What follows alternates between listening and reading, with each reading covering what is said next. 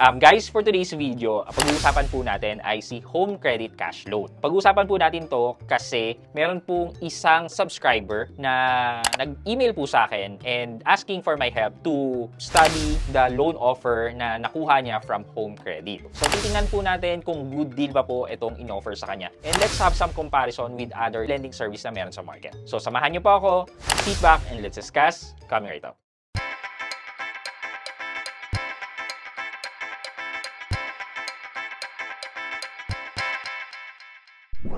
Hi guys, this is Pat and you're in Pat Quintos Review TV.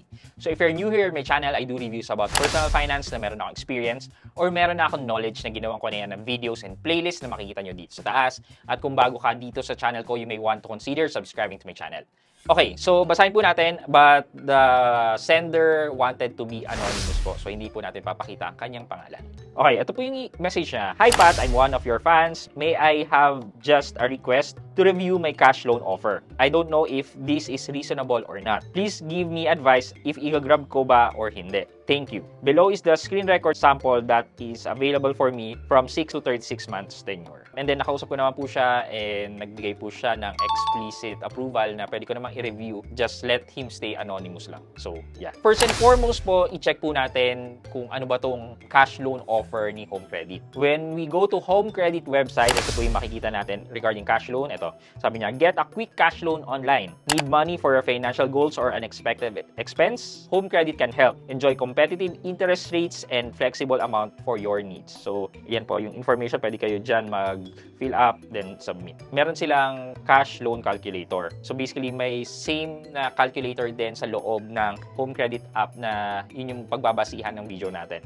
But I tried this. For example na lang, etong 10,000 pesos na loan at a 36 months tenure, ang nakalagay po dito ay 528.14. Later on po, pag verify po natin yung video na pinadala sa atin, makikita po natin na merong pagkakaiba. So, nakalagay naman po dito, note, this is a sample computation, actual amounts and rates may vary based on the submitted application and information. So, ano daw masasabi with regards to Home Credit Cash Loan? Well, fast approval of loan, madali naman talaga mag-apply na or approve na kadalasan online. Wala namang kakaiba doon. Safe, convenient processing online. 90% of your personal loans completed digitally. Ako masabi. From 3,000 to 150,000. So, minimum ng 3,000 pesos daw and can go as high as 150,000 kung available sa inyo. Exclusive 500 pesos one-time rebate when you enroll and pay via electronic auto debit. Uy, meron pala sila nito na auto debit na lang, which is a good thing. Okay, how it works? So, basically, you need to be a Filipino resident, 18 to 68 years old and residing in the Philippines. Tapos, kailangan nyo mag-submit ng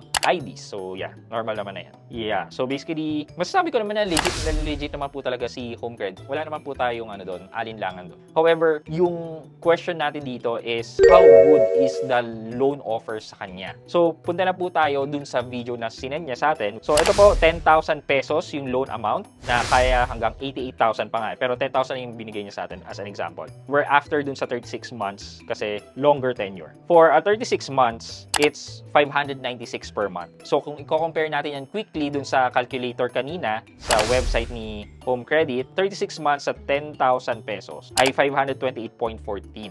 Pero sa kanya po ay 596 pesos per month. Given na hindi pa po niya sineselect itong dalawang protection plan, itong borrower protection and then loan extra care. Pero kapag sinelect niya pa po yan, aabutin po siya ng 785 pesos. Para saan po ba itong dalawang additional na charges? Borrower protection plan, basically insurance na coverage up to 50,000 pesos. And then may free unlimited telemedicine daw po kayo. Pwede kayo mag-consult online, installment waiver, and more. And then loan extra care, ito naman po, payment extension, flexible due date, at saka early repayment na walang additional charge. Kailangan po ba natin itong mga to talaga? Anyway, 785 sa loob ng 36 months. Let's try to calculate po. 785 times 36, that's 28,260. I-minus po natin yung principal na 10,000, that's 18,260 na interest and other charges. So, divide po natin yan by 10,000, lalabas po na 182.6% or 183%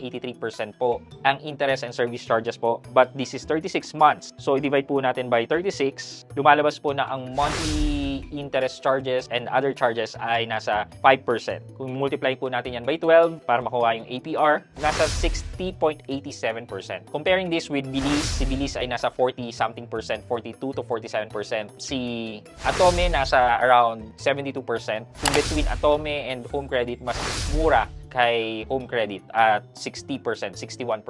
If you compare this naman with G-Loan, definitely mas mababa po kay G-Loan. Dahil po sinelect po natin itong dalawang additional charges. What if naman kung hindi nakaselect itong Borrower Protection and Loan Extra Care? So that's 596 per month. 596 times 36, that's 21,456 minus 10,000 na principal, that's 11,456 divided by 10,000 na principal, that's 114.5 or 115%.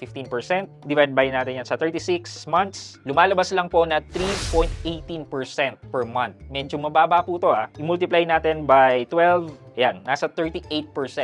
Now, if you compare this with Belize, mas mababa po itong Home Credit Cash Loan kasi 38% lang po siya. Kay Belize po kasi nasa 40-something, if I remember it correctly. So, given itong calculation na ginawa natin, kung i-compare po natin si Home Credit Cash Loan dito sa offer ng viewer natin with Belize and Atome, mas mababa po ang interest and other charges na chino-charge kay Home Credit. Kung kasama naman po yung mga insurance and loan protect, mas mababa pa rin po si Home Credit kay Atome Cash Loan. Basically, ganun po natin siya kino-compare. Kinukuha po natin yung APR para apples to apples comparison. So, para po sa viewer natin, kung meron po kayong iba pang lending service or credit line, gagawin nyo lang po doon is, gano'n, i-multiply nyo by the total term, tapos isa-subtract nyo po yung principal para makuha yung total cost. Tapos, i-divide nyo po by the principal, makukuha nyo yung interest rate. From the interest rate, i-divide nyo by 36 months or kung ilan yung tenure. Tapos, i-multiply nyo by 12 para maging APR or per annum siya. Then, yun po, try nyo i-compare kung sino po ang mas mababa. Additionally po, masasabi ko po na based dito sa pinadala ng ating viewer, mas mahaba po ang loan term na umaabot ng up to 36 months. Sa mga ibang cash loan na available sa market, like si GCash yung may isa sa pinakamahaba din na up to 18 to 24 months yata, pero at a higher loan amount, aabot na 70,000 plus. Doon lang ma-unlock yung mga longer payment terms. Kung kay Atome naman, up to 12 months, pero hindi kaya umabot ng up to 36 months. Same thing din naman kay Belize. Ito naman kay Home Credit, kahit sabihin mong 10,000 lang, kaya pa rin ang loan term na up to 36 months. Yeah, so basically, I think itong offer sa viewer natin ng Home Credit is a good deal to grab. Unless, otherwise, meron pa siyang ibang lending service na may mas mababang interest and mas mahabang payment term. For our question of the day, tingin nyo kailangan pa talagang kunin yung additional add-on sa mga loan natin, like the insurance and then the loan extension, whatever. Tingin nyo, necessary ba yun talaga? O disiplinado naman kayo at magbabayad kayo on time? Sa tingin nyo kayo, worth it bang idagdag yan sa inyo o hindi na? Let me know sa comment section sa baba at may chance kayong manalo ng 1,000 pesos sa ating weekly GCash giveaway and also sa ating second giveaway na last na for the month of August. Before we end this video, mag-shoutout po muna tayo at shoutout kay George Flores at George Flores BU9DM. Sabi po niya, thank you. Very informative. Ayan. At George Flores BU9DM, shoutout po sa inyo. Thank you so much po for watching and appreciating the content na ginagawa ko. Maraming salamat po. I hope you like this video. Leave a thumbs up. And if not, wala na problema dyan, but continue to support me by subscribing to my channel by clicking the subscribe button and also the bell button sa sabing subscribe para makareceive ka ng latest notification sa lahat ng upload ko. Again guys, this is Pat Quinto and you're in Pat Quinto's Review TV. Bye-bye!